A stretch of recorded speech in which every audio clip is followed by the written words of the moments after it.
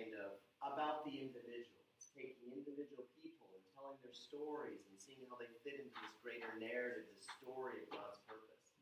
And then we kind of transition into the book of Exodus that becomes less about the individual and more about the national concept of God's people, bringing them to a place of redemption where he can craft a book and a rule of law for them to follow, where he will become their God and they will be his people. Consider the scene that occurs near the end of Genesis 48 that we read portions of, and he read the English portion of. I'm going to go back just a couple of verses. This is 48, starting with verse 13. Joseph took them both, Ephraim in his right hand towards Israel's left, and Manasseh in his left hand toward Israel's right, and brought them near him. But Israel stretched out his right hand and laid it on the head of Ephraim, who was the younger, and his left hand on the head of Manasseh, crossing his hands, for Manasseh was the firstborn. He blessed Joseph and said, "The God before whom my ancestors Abraham and Yitzhak walked, the God who has been my shepherd all the life to this day, the angel who has redeemed me from all harm, bless the boys, and in them let my name be perpetuated, and the name of my ancestors, Abraham and Yitzhak, and let them grow into a multitude on the earth." When Joseph saw that his father laid his right hand on the head of Ephraim, it displeased him. So he took his father's hand to remove it from Ephraim's head to Manasseh's head. Joseph said to his father, "Not so, my father. Since this one is the firstborn, put your right hand on his head." But his father refused and said, "I know, my son, I know. He shall also become a people, and he also shall be great. Nevertheless, his younger brother shall be greater than he, and his offspring shall become a multitude of nations." So he blessed them that day, saying, "By you Israel will invoke blessings, saying, God make you like Ephraim and like Manasseh." So he put Ephraim ahead of Manasseh. Then Israel said to Joseph, "I am about to die, but God will be with you and will bring you again to the land of your ancestors. I now give to you one portion more than to your brothers, the portion that I took from the hand of the Amorites with the sword and with my bow." So Joseph presents his two sons, Ephraim and Manasseh, to his father Yaakov, who is now called Israel. He is careful to place Manasseh, the elder, at Israel's right hand, and Ephraim, the younger, at Israel's left. Yaakov then crosses his hands, using his right hand on Ephraim and his left on Manasseh. With his hands in this odd position, he pauses and blesses Joseph, who only seems to notice the strange positioning after he has been blessed. Joseph tells his father that he is blessing them in the wrong order, essentially trying hard to control the situation. But his father confounds his intentions. Israel confirms aloud that this arrangement is no accident. It is by design. And then he blesses his grandchildren in the way that the people of Israel, the Jewish people, will bless their own children from this moment forward. Every Erev Shabbat, as they gather around the supper table to welcome the Sabbath bride. Yesimcha Elohim ke'Ephraim, v'chim Maseh. May God make you like these, like Ephraim and Manasseh. There's so much in this blessing, this scene that echoes with familiarity. We see the patriarch who can no longer see clearly. We see the presentation of two sons at once. We see the older father blessing the next generation in an unconventional way. We see the refusal to speak up immediately, choosing instead to keep the matter in mind. We see the parent who tries to control the conferring of the family blessing, while his source is unwilling to be guided. We see the apparent confusion of identities, of birthrights. Over the course of reading our way through Genesis, we have encountered all of these themes before. All, that is, except for one thing. Yaakov says aloud that he is crossing his line on purpose. Why does he say this? Why does it matter? It has to do, I believe, with conflict. Conflict that has been ravaging force since the beginning of this story of this extended family. And now something has changed.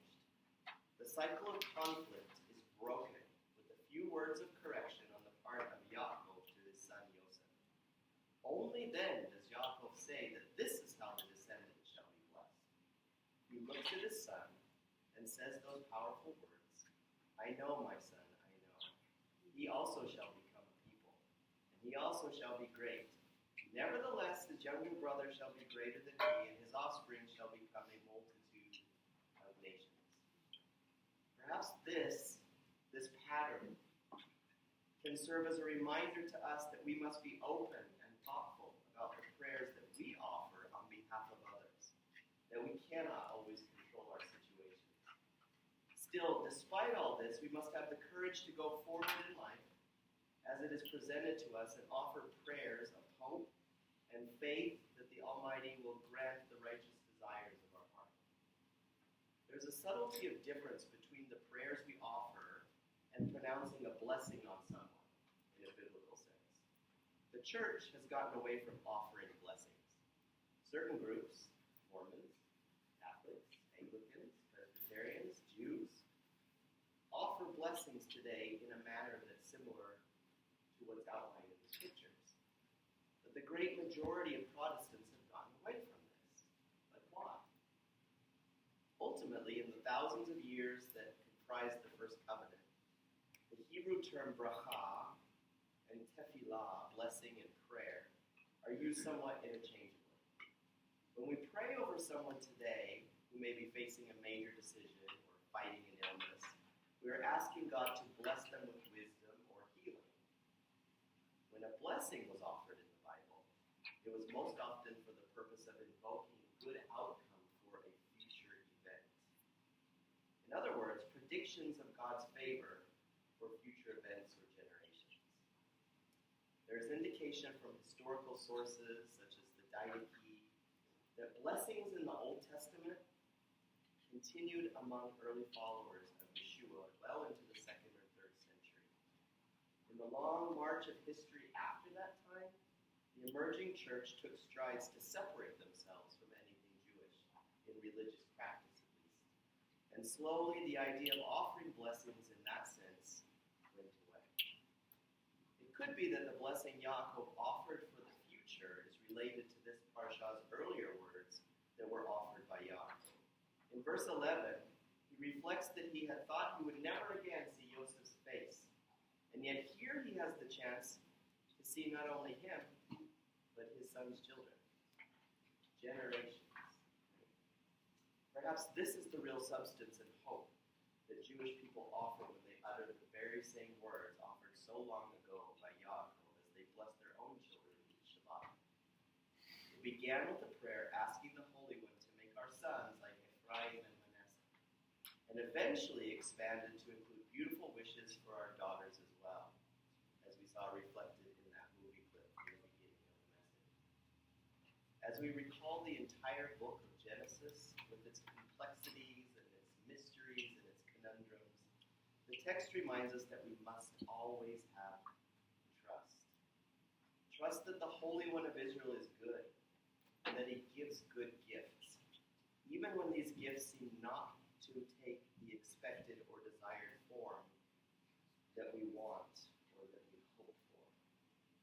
We must trust that those whom we have lost to sin are not entirely gone, that family can surprise us in remarkable ways. We must trust that blessings are available even when we are not sure, or we are sure rather, that the window for holiness and goodness has been closed, boarded shut, and condemned. We must trust that we may see the generations after us, whether they be our own genetic descendants or not, acting on the ideals and values that we hold dear and try so desperately to teach and to model. We must trust that even when we and those we love make mistakes, they can still lead to the sweet or sometimes bittersweet possibilities of reconciliation and redemption. We must trust that he gives good gifts, that his ways are ways of pleasantness, and that his word is filled with peace.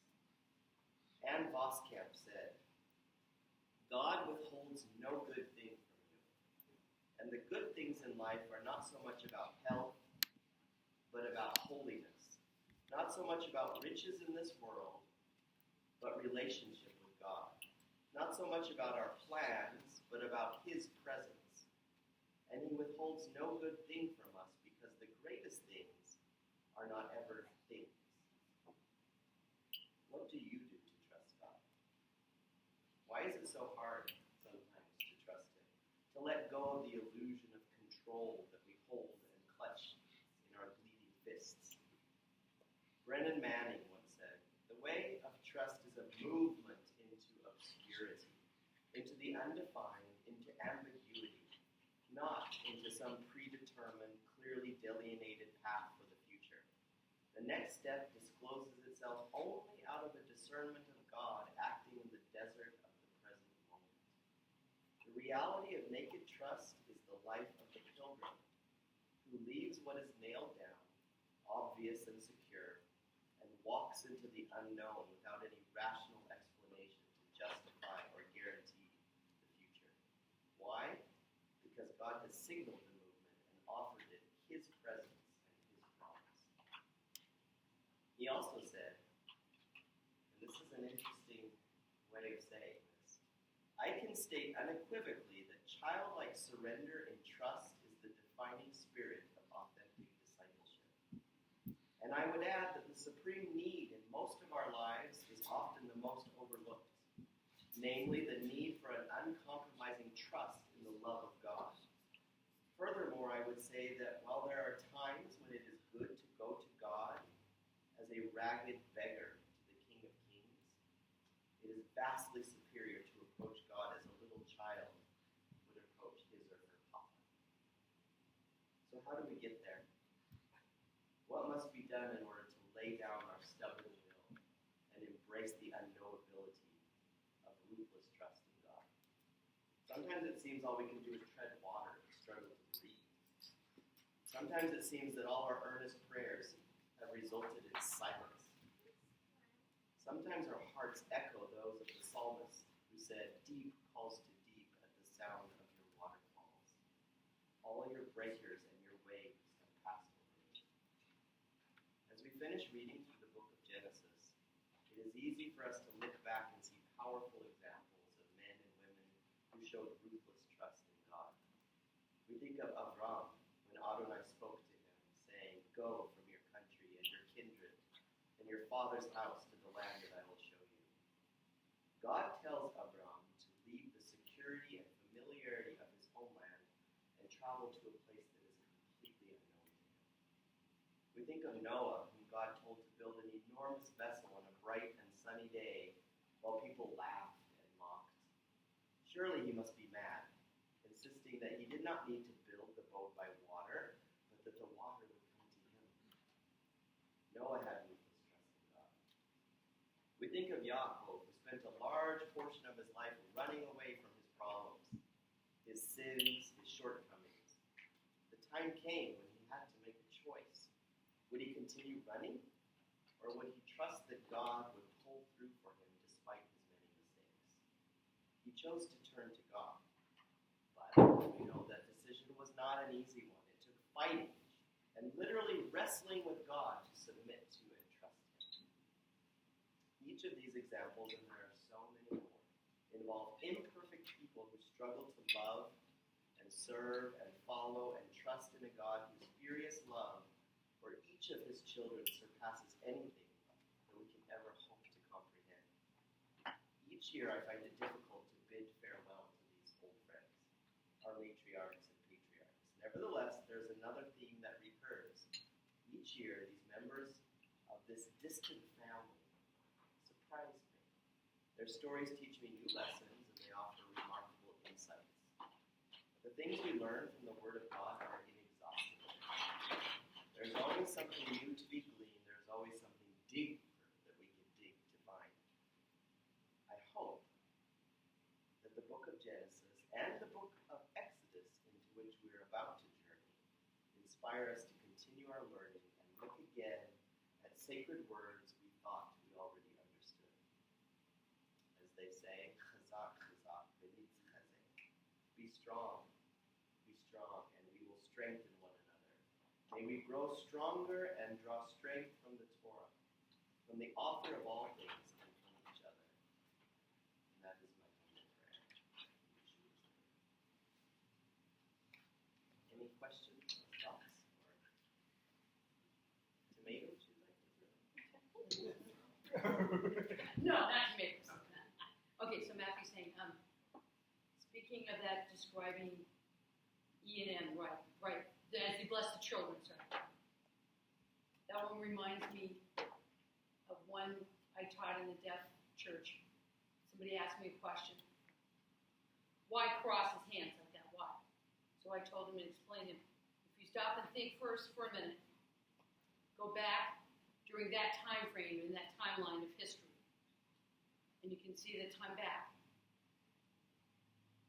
So Jacob and Esau, and Jacob, right. Jacob stole his birthright. And Esau also stole the blessing from him. Oh, okay, fine, all right, okay. So they started to understand, said, now go back to Abraham, Ishmael, and Isaac. Right. Ishmael was supposed to take the first blessing, right, from Abraham, but Abraham didn't bless him, right? Instead, he gave the blessing to Isaac. So look at each of the three. This, Israel, what you saw. And then how all that went. See, maybe the devil was trying to cause a problem in the way.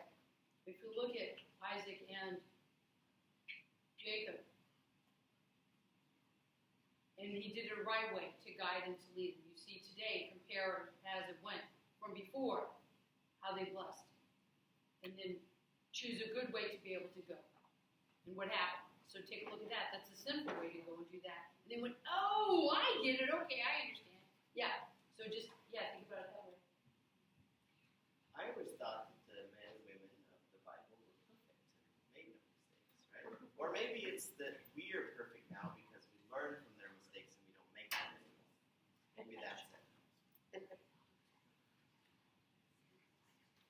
We try. We try our best to be perfect. Any other thoughts? No joke today, Rabbi? What's that? No joke today? I know, I don't have a joke. To be better. No, because you try them out on me first.